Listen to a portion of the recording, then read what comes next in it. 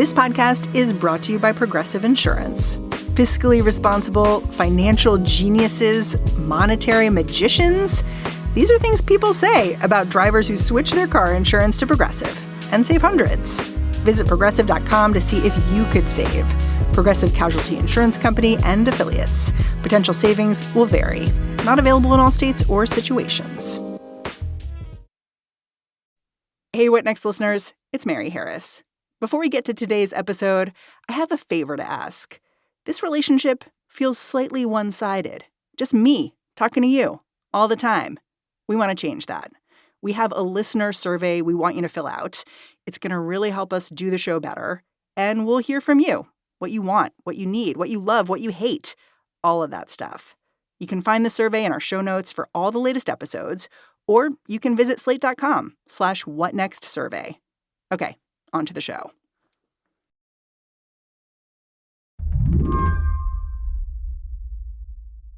You can learn a lot about an election just by keeping track of its political ads. Like, if you still think Florida is a presidential battleground state, just click on the TV. Florida's biggest snake isn't in the Everglades. He's in the Senate. Rick Scott. He stole money. You're not going to find a whole lot of Kamala Harris here. Her campaign has spent a fraction of what Joe Biden did in 2020. But you will hear a whole lot of fighting over ballot initiatives. Using marijuana doesn't make you a bad person. And it's time we stop ruining lives over it. Floridians are voting on whether to legalize marijuana this November. And I'm voting yes on Amendment 3 for safe testing. They'll also vote on whether to roll back the state's new abortion law. Millions of dollars have been spent to create brutal testimonials, urging voters to nullify Florida's 6-week ban. Doctors told me my baby wouldn't make it, but because of an abortion ban, the doctor could not terminate my pregnancy to save my life. There are all kinds of families in these ads. Women alone, women with partners. Due to the abortion ban, I was being forced to carry the baby from 23 weeks all the way to 37 weeks, and knowing that my son was going to die. And then there's this one called Caroline. When I saw the tumor on the MRI, my first thought was, am I going to be able to see my daughter again? This ad, Caroline, features a mother who discusses her experience of being pregnant with her second child when she was diagnosed with a brain tumor. The doctors knew if I did not end my pregnancy, I would lose my baby, I would lose my life, and my daughter would lose her mom. And she and the campaign argue that that kind of care would not be accessible to her under Florida's current abortion ban. This ad seems like a fairly typical campaign ad. An ad like this one, would it usually be considered controversial? Well, I think we're in such a brave new world when it comes to, the consequences of these abortion bans. And this kind of direct-to-camera ad with someone sharing their experience isn't unique, but what's kind of happened as a result of it definitely is. The 19th's Grace Panetta says this ad started airing in October, and within days, TV stations were getting letters warning them to pull it off the air. These letters were from Florida's Department of Health, a state agency. They said the ad was threatening women's health and safety because it misrepresented Florida's law. Then the lawyer who signed these letters resigned publicly. He said it was not his idea to threaten the TV stations, that he left instead of doing it again. In his resignation letter, he wrote, "A man is nothing without his conscience." This action also received a rebuke from the chair of the Federal Communications Commission, who said, stations and broadcasters have a First Amendment right to speak freely. So we're seeing this spiral from not just a debate over abortion policy, but to really core First Amendment rights. Well, and that general counsel who resigned, he pointed straight up, right, at his bosses in Florida government. And I mean, if you look up, it's Ron DeSantis up there. Yes, it is. Yes, he has filed an affidavit in federal court stating that top deputies within the executive office of the governor, DeSantis's office, directed him to send those letters and put his name on them. I reached out to a spokesperson for DeSantis yesterday and have not heard back. But yes, a lot of these efforts to block this ballot measure lead straight up to the top, which is Governor DeSantis. And this is not the first time that Governor DeSantis' administration has entered the fray on this abortion measure. Yes, that's correct. And I think that if these efforts succeed and the ballot initiative fails in Florida and is not passed, that's going to be a huge signal both to the anti-abortion movement, that'll be their first victory in ballot measures since the fall of Roe, and to other governors and state officials around the country that, oh, these tactics actually work. Today on the show, abortion is on the ballot in 10 states this November. But all eyes are on Florida. We'll talk about why. I'm Mary Harris. You're listening to What Next? Stick around.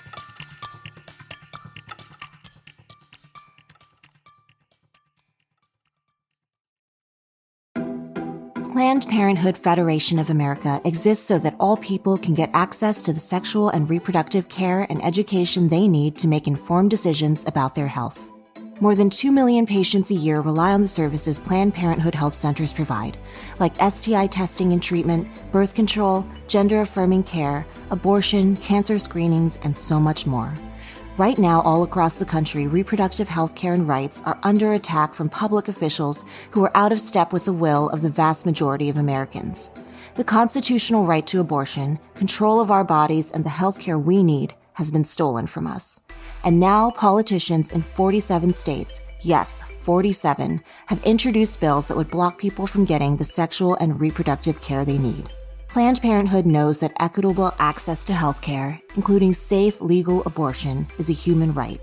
Right now, Planned Parenthood needs your help to protect access to health care. Donate today by visiting PlannedParenthood.org/protect. This show is brought to you by Discover. Have you heard about Doublenomics? It's okay if you haven't. It's extremely niche and practiced by Discover. Here's an example. Discover automatically doubles the cash back earned on your credit card at the end of your first year with Cashback Match. That means with Discover, you could turn $150 cash back into $300. It pays to Discover. See terms at discover.com/creditcard. Okay, I want to get into a bunch of the states where abortion's on the ballot this fall, but let's just take a second to dwell on Florida for a bit. Remind my listeners what abortion access looks like in Florida right now. Yeah. So Florida has been under a 6-week ban since May 1st. That's when that bill went into effect. Previously, starting in 2022, they were under a 15-week ban. And even still under the 15-week ban, Florida has had a quite robust network of clinics and providers and really served as an abortion haven for patients traveling not just from the U.S. South, but from the global South. But now, under the 6-week ban, providers and abortion funds in the state have had to pivot from taking in patients from lots of other places to sending patients out of Florida to other states where they can access the procedure. To counteract this ban, abortion rights groups wrote up a ballot measure that would enshrine reproductive choice in the state's constitution. It's the kind of initiative that other states, like Kansas and Ohio, have already passed in the years since Roe was overturned. But Florida's got unique challenges here. For one, ballot initiatives require 60% of the vote to pass, which is far more than a simple majority. And it's been difficult to get this language on the ballot at all. So Florida has a very high bar to getting an amendment on the ballot in the first place. They had to gather a lot of signatures, which the campaign Floridians Protecting Freedom did, gathered over 1 million, more than required. And they also have to go through a review in the state Supreme Court to get the language approved. And the requirements for that are that the language for a ballot measure has to be clear, concise, and pertaining to a single subject. The court is not supposed to rule on the merits of the issue. And the state attorney general, Ashley Moody, who is an ally of Governor DeSantis, argued against the measure being allowed on the ballot. She argued that the term viability was too vague and ill-defined and would confuse voters. But ultimately, the court didn't really buy her reasoning. The Chief Justice said, the voters of Florida aren't stupid. They can figure this out. And in a 4-3 decision, the court ruled to allow the measure on the ballot. Was that the literal language you used? Yes. And oral arguments. Yes. So the initiative ends up on the ballot. Yes. And then what happens after that? What were the initial signs that the state government was going to get involved and push back against this ballot initiative? What happens after that is the fiscal summary. The Florida, like a lot of other states, requires there to be an estimate of how much a proposed ballot initiative will cost the state. And that's usually a pretty under the radar, not controversial process. Well, in this fiscal summary, it appears on the ballot, right? So it's like you see, like, here's what you're voting for, and then P.S., here's how much it's going to cost you. Yes, exactly. It's right there on the ballot next to the initiative itself. And what happened was Governor DeSantis and the State House Speaker handpicked two of their own appointees from out of state to this board called the Fiscal Impact Estimating Conference, two people with anti-abortion credentials, one of whom is a researcher who works at the Heritage Foundation. And they produced this estimate which states that the amendment's passage would result in, quote, significantly more abortions and fewer live births per year, speculating that the amendment would drive up litigation costs after its passage, figuring out what abortion restrictions could stay in place. And interestingly states that fewer people being born as a result of legal abortion would basically produce fewer taxpayers and, quote, may negatively affect the growth of state and local revenues over time. And that language is on the ballot next to the measure. This seems like nonsense wish casting to me. Is that fair? Has anyone actually examined these claims? Yeah. So the claims about, state and local revenue and, fewer taxpayers being born, just there's so much, the bulk of the evidence, and there have been so many studies showing a negative association between abortion bans and state economic outcomes at basically every level by every metric you can think of. So, yes, and these claims have been criticized by the campaign and others as being not really rooted in fact. Okay, so first step is to ensure the language on the ballot is as confusing as possible. But then also, wasn't there language on state websites that was explicitly against this ballot initiative? Yes. So several agencies within the DeSantis administration, most notably an agency called ACA, which is the Agency for Healthcare Administration, aired TV and radio ads and also put up a website, a big webpage opposing Amendment 4, criticizing it as being funded by, out-of-state donors, and even saying that the campaign would harm women, eliminate health and common sense health and safety standards. But that's, of course, not the way that, advocates see it. So in addition to all this, we have that stuff we already talked about, which was a letter from the general counsel of the Florida Department of Health sent to TV stations saying they needed to stop running ads that were in favor of this ballot initiative. And then Florida also sent election crimes officers to people's homes if they signed on to support the ballot initiative. Yes. So for context, the signatures for this initiative were submitted and verified months ago. And there was a window for the state or anyone else to challenge these initiative petition signatures, which they did not do. And then fast forward to September, as election officials are getting ready to start sending ballots out to voters, this office within the Secretary of State's office called the Office of Election Security and Crimes ordered election supervisors in counties to review, a little over 30,000 of those signatures as part of what they said was an investigation into petition fraud, improper petition signature gathering activity. And as part of that, law enforcement officers within this office showed up at the homes of voters who had signed initiative petitions, being like, we're investigating fraud. Did you really sign this petition? Which that, cannot underscore how unusual and unprecedented that is. The Miami Herald reported that a lot of people who experienced this felt, unnerved, unsettled by it. And it was criticized by the campaign as, a form of voter intimidation. And a couple weeks ago, late in the evening of October 11th, this is after mail ballots had gone out, after I had been out reporting in Florida, The Secretary of State's office released this 350-page report detailing what they said were allegations of improper and fraudulent petition activity. But most of what they were talking about were pertaining to signatures that had already been rejected for having a mismatched signature or other issues, not ones that, were critical to the measure making it on the ballot. That's strange. Yes. It essentially just seems like a waste of resources. I guess it makes me curious. Has anyone calculated how much taxpayer money in Florida is being used to defeat this ballot initiative? Yeah. So, Jason Garcia, who has this great Substack, Seeking Rents, which is all about corporate influence in Florida politics, he has tracked about $20 million in taxpayer funds that have gone just to the ads from state agencies opposing Amendment 3 and Amendment 4. There are also, legal fees. The state has had to pay outside counsel to defend themselves in the cases over both their own ads and then also in the battle over the Caroline TV ad. And I don't know how much, but obviously it costs money to conduct a big petition fraud investigation like this.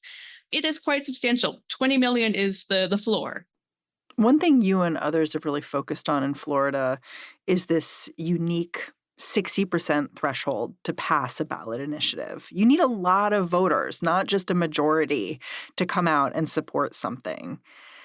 What does polling show about how Floridians feel about this ballot initiative now after everything that's happened? Over the past several months, there have been a few polls that have showed the measure between about 54 and 58% of people supporting it, which is obviously less than 60. I've not seen a poll that's shown it over 60%, which is a big difference from a lot of the other states with abortion ballot measures this year, where there are polls showing those measures getting above the 50% they need. And there was also a New York Times Siena poll from earlier this month that was a bit of an outlier, both in the presidential numbers and in the ballot measure numbers, that, showed only 46% supporting it and a very, very high portion of undecided voters. But yeah, the fact that there's been no polling showing it over 60%, public polling that is definitely, something that just illustrates how much harder the campaign has it in Florida and why, some people are really nervous about getting to 60%. As you said, in the years since the Supreme Court overruled Roe v. Wade, abortion's been up for a vote in states all over the country, really. And it's been this powerful issue. Like when voters have had a choice, abortion rights have expanded. But, I noticed one writer arguing that Florida is sort of the ultimate test of this trend, that abortion can be a winning issue for Democrats and just a winning issue generally. I wonder if you agree with that. Yeah, I think it's a lot of factors. I think it's the 60% threshold. I think the fact that it is so incredibly expensive to run a winning ballot measure campaign in Florida. And I think it's, all the sheer amount of resistance, the sheer number of hurdles, the lawsuits, the legal challenges, the power of the state being mobilized and leveraged against this amendment. I think that's what makes it such a big stress test, not for abortion as an issue, but really for democracy and for the basic principles of the will of the people being able to be heard still. When we come back, how similar battles over ballot measures are playing out in the rest of the states.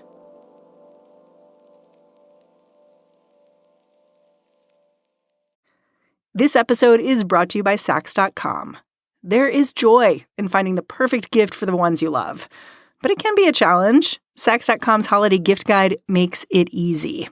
Whether you are surprising your hard-to-shop-for sister with a Chloe bracelet bag or gifting your partner a memorable scent from Gucci.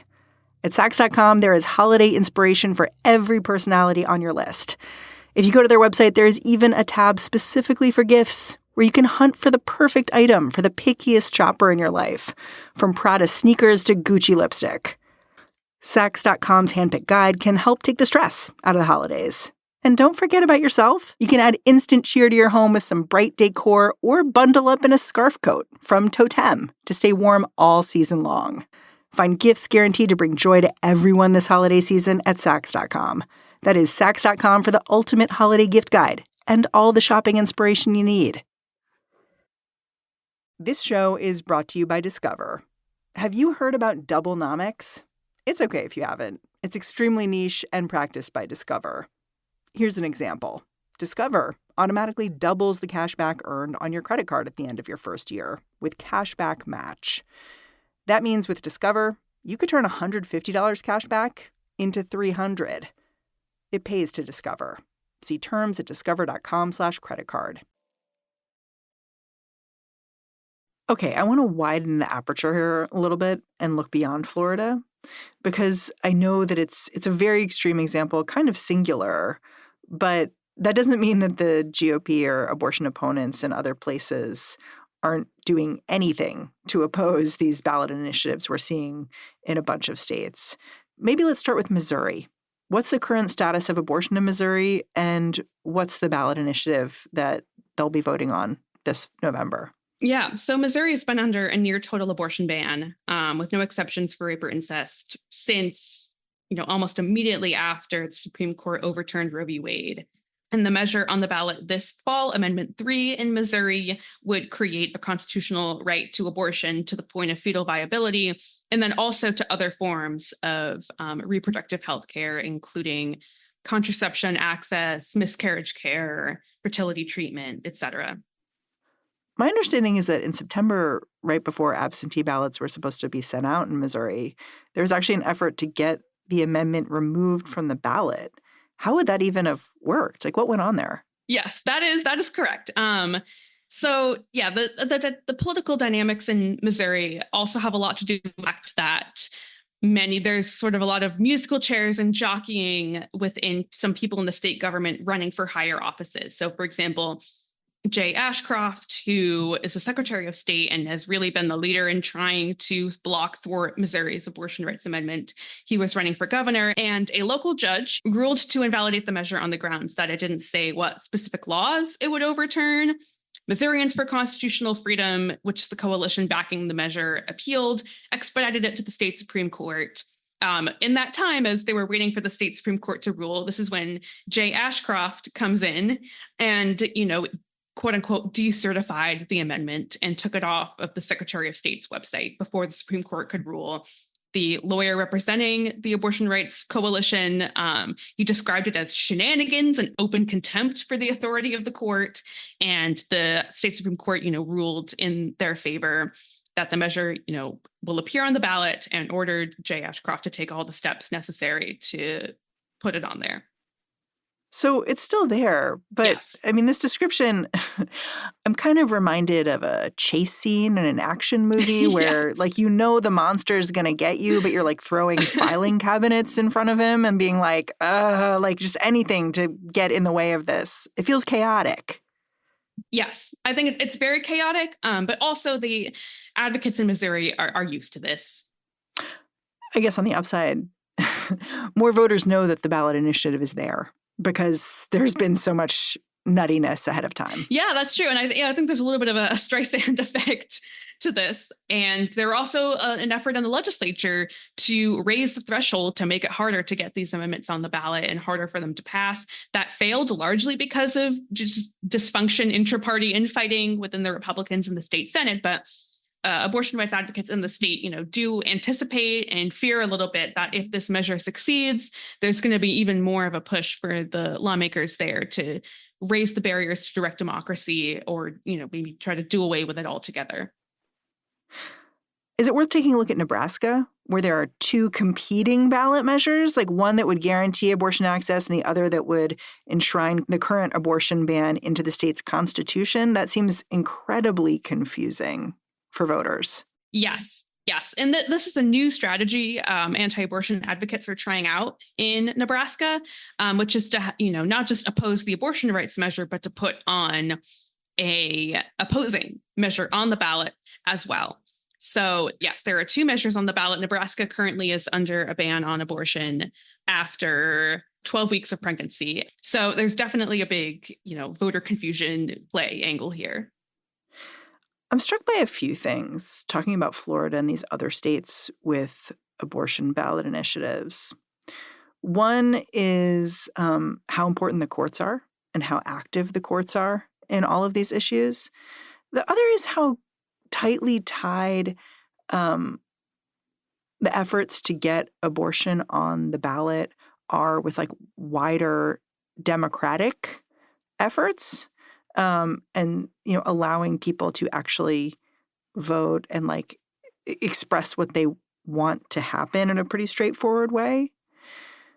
One more thing is just that when I look at all of these Republican efforts to oppose getting abortion-related ballot initiatives out there, they seem less about convincing voters that their stance is the correct one. And they seem more about sowing confusion and creating an atmosphere of chaos. Am I being fair with these takeaways? Yeah, I think so. I think everything that we're seeing around the country is just highlighting how critical state courts are.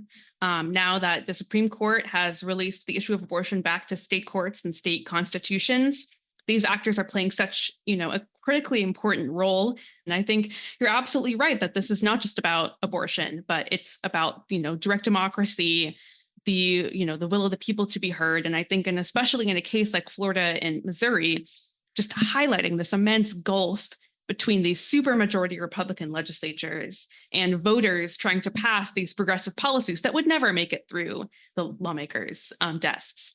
They see the same polling data we do, that abortion bans are just incredibly unpopular. So instead, it's kind of saying, oh, these ballot measures are the ones that are dangerous, that are unsafe. They're going to open the door to all of this bad stuff instead of defending the laws that are in place. So many Republican lawmakers and people like Donald Trump, frankly, have said that the goal of overturning Roe v. Wade was returning the abortion question to the states. Now that it's at the states, it doesn't seem like the GOP is very happy with where that's headed. Does what's happening now put the lie to that assertion? How do you see that assertion now? Yeah, that's absolutely right. And this is something that Justice Samuel Alito said in his opinion overturning Roe v. Wade, as he said, women are not without electoral political power. They have the opportunity to advocate and run campaigns and vote at the state level how they want. And women and a lot of other people took that and ran with it and said, all right, bet, let's do this. And they have been since running up against all kinds of resistance at the state level, not, just on the issue of abortion, but to even vote on it. And a lot of, people in the space who you talk to will kind of use the phrase, the dog that caught the car. Republicans campaigned on ending abortion access, used it as a campaign issue for decades and decades. And then all of a sudden, when they get what they wanted, they see the consequences. People don't like it. They're like, oh, wait, never mind. I don't want people to vote on it. And this is a point I talked to the executive director of the Florida Alliance of Planned Parenthood Advocates, Laura Goodhue. And she said, if they think their 6-week ban is so great and so awesome, as they all said, why won't they just, let there be a vote on it and let the citizens weigh in without interference? I think, it's possible that you can believe that abortion should be sent back to the states and, also oppose abortion access and support abortion bans, but just the sheer amount of resistance to not letting the people directly weigh in, even still, says a lot. Grace, thanks so much for coming on the show. I really appreciate your time. Thank you so much for having me. Grace Panetta is a political reporter at the 19th. And that's our show. What Next is produced by Paige Osburn, Elena Schwartz, Rob Gunther, Madeline Ducharme, and Anna Phillips. We are led by Alicia Montgomery with a little boost from Susan Matthews. Ben Richmond is the Senior Director of Podcast Operations here at Slate. And I'm Mary Harris. Thanks for listening. Catch you back here next time.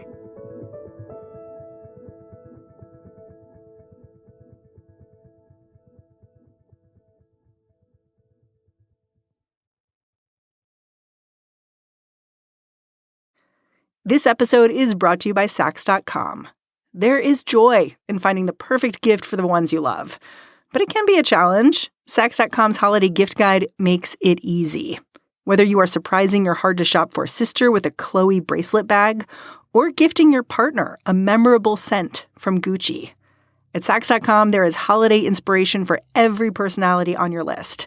If you go to their website, there is even a tab specifically for gifts, where you can hunt for the perfect item for the pickiest shopper in your life, from Prada sneakers to Gucci lipstick. Saks.com's handpicked guide can help take the stress out of the holidays. And don't forget about yourself. You can add instant cheer to your home with some bright decor or bundle up in a scarf coat from Totem to stay warm all season long. Find gifts guaranteed to bring joy to everyone this holiday season at Saks.com. That is Saks.com for the ultimate holiday gift guide and all the shopping inspiration you need. Hey, it's Mary again. Thanks for sticking around to the end of this episode. Before I say goodbye for the day, quick reminder to take our listener survey that we're running this month. We want to make sure your voice is heard. Visit the show notes or slate.com/whatnextsurvey. It'll only take a few minutes, I promise. Totally painless. Thanks again. I'll see you next episode.